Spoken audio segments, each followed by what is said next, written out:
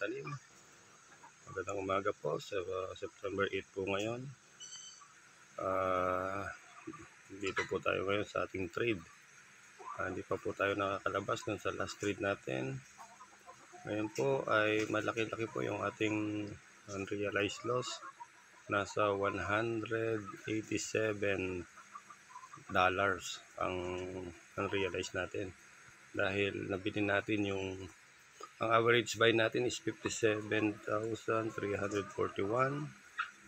at ito po ang current price ngayon ng Bitcoin is 54,100. Although sabi nga, tsaga-tsaga lang ang ginagawa natin dito. Pag bumababa siya at meron tayo, magdadollar cost average po tayo, pinapasok po natin. Dadagdag tayo ng pera para yung liquidation natin ay medyo bumaba. Tingnan natin yung ating liquidation. Yan sa trade. Yan po. Ang price po ng Bitcoin ngayon is yan 54,122. Pag yan po ay naging pumunta dito sa na yan. Yan.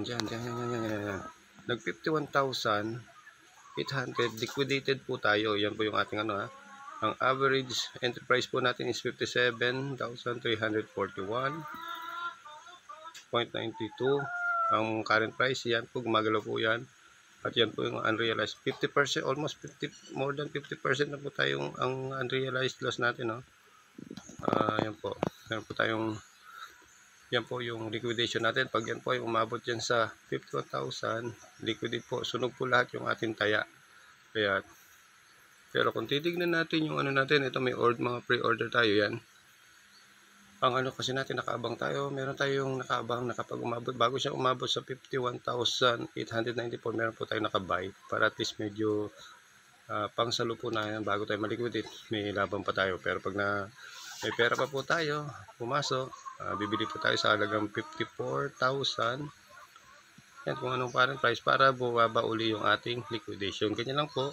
And then wag po tayong although may cut loss po tayong ginagawa, pero sa ngayon dahil sa sobrang laki na po ng ating natalo ay hindi po tayo kapag meron po tayo kahit mga 1,000, parang ida-dollar cost average po natin pero naka-derivatives, hindi po tayo naka-spot.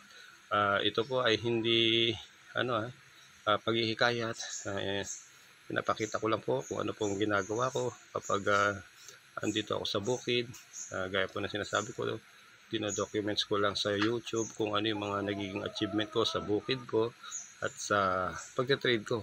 And then gusto ko rin sanang i-share yung mga dati kasi nung high school ako, may mga coins ako o barya na mga pinupulot at iniipon ko at tinatago. Ay kahapon o nung isang araw nakita ko po uli yung mga matagal ko ng panahon na naipon. High school pa lang ako noon. High school, ibig sabihin mga nasa teenager. Ngayon po ay 44 years old na po ako at muling bumalik sa akin. Kaya i-review po natin kung ano po yung mga coins na yon na naitago ko at naipulot ko nung elementary ako na tinago ko hanggang high school at ngayon biglang lumabas.